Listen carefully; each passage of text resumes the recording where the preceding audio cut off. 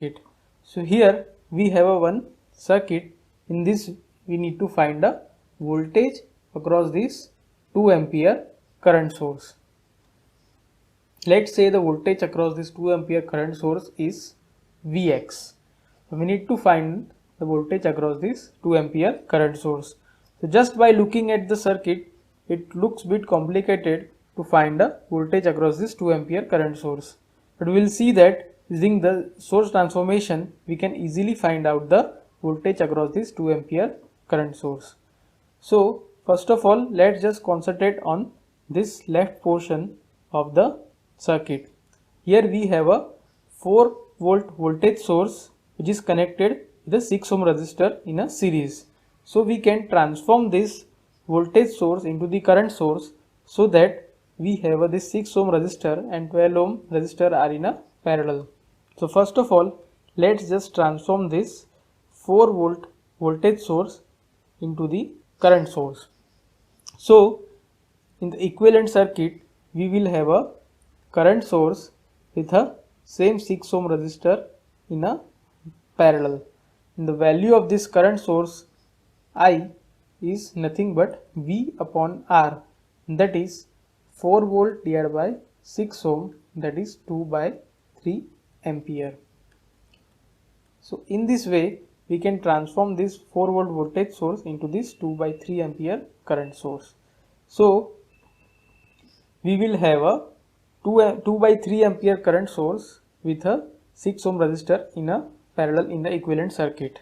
So now here, as you can see, now we have this 6 ohm resistor and 12 ohm resistors are in a parallel. So here the equivalent resistance is, let's say, Rp, and it is given by 6 ohm parallel 12 ohm, that is nothing but 6 into 12 divided by 6 plus 12, which is nothing but a 4 ohm. So here we can replace these two resistance by their equivalent parallel resistance. So the equivalent circuit now will have a 2 by 3 ampere current source with a 4 ohm resistor in a parallel. So now here again, as you can see, we can transform this current source into the voltage source so that we have this 8 volt voltage source with this transform voltage source in a series. So now let's convert this current source into the voltage source. So here now we have a 2 by 3 ampere current source with 4 ohm resistor in a parallel. So their equivalent transformed source will have a voltage source with 4 ohm resistor in a series, and the value of this voltage source V is given by I into R, that is 2 by 3 into 4 ohm, that is nothing but 8 by 3 volt. So we can replace this 2 by 3 ampere current source into this 8 by 3 volt voltage source. So the equivalent circuit now will have a 8 by 3 volt voltage source with 4 ohm resistor in a series that is connected to this 8 volt voltage source. So now here we have this 8 by 3 volt voltage source in series with this 8 volt voltage source. So we can replace it with a single equivalent voltage source. So we will have now 8 plus 8 by 3, that is 32 by 3 volt. So we can replace these two voltage sources by this 32 by 3 volt voltage source. So the equivalent circuit now will look like this. Now we have this 32 by 3 volt voltage source in series with this 4 ohm resistor. So here again now we can convert this voltage source into the current source so that this 4 ohm and 12 ohm resistor will come in parallel. We can simplify this circuit. So here this 32 by 3 volt voltage source can be converted into the current source with this 4 ohm resistor in a parallel, and the value of the current source I is nothing but V upon R, that is 32 by 3 divided by 4 ohm, which comes out to be a 8 by 3 ampere. So we can replace this voltage source with their equivalent current source, and the equivalent circuit now will look like this.